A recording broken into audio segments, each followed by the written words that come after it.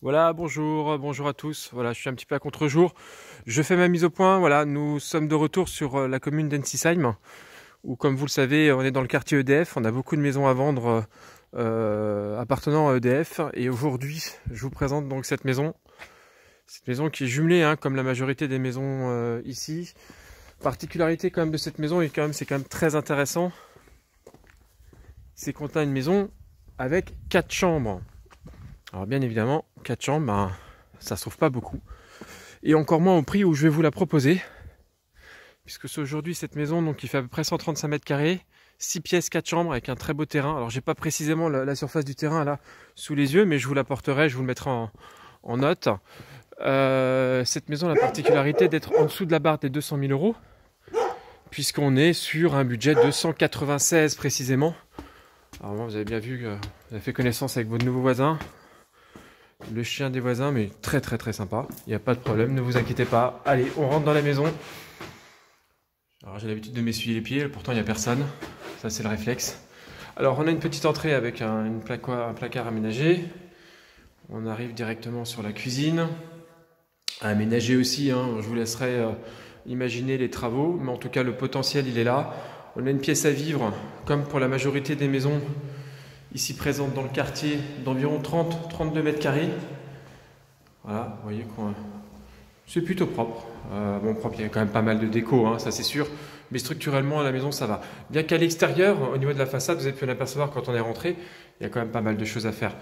Mais comme ici, on est en chauffage électrique et qu'on est sur une performance énergétique des plus médiocres, ben, l'idéal serait de procéder à une isolation de la façade extérieure.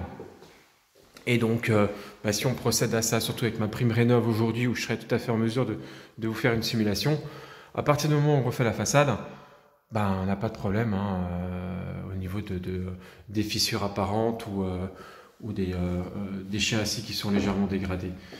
Allez, on se reconcentre sur la maison. Je suis allé un petit peu rapidement, la salle de bain. Je m'arrête un peu plus. La salle de bain est propre. Après, encore une fois, c'est une question de décoration. Donc 2 chambres en rez-de-chaussée. Salon séjour, cuisine, 2 chambres en rez-de-chaussée. Avec une salle de bain et des toilettes indépendantes. On va monter à l'étage. Hop. Et l'étage, on va retrouver également 2 chambres. Avec une salle d'eau. Donc on a bien compris. Hein.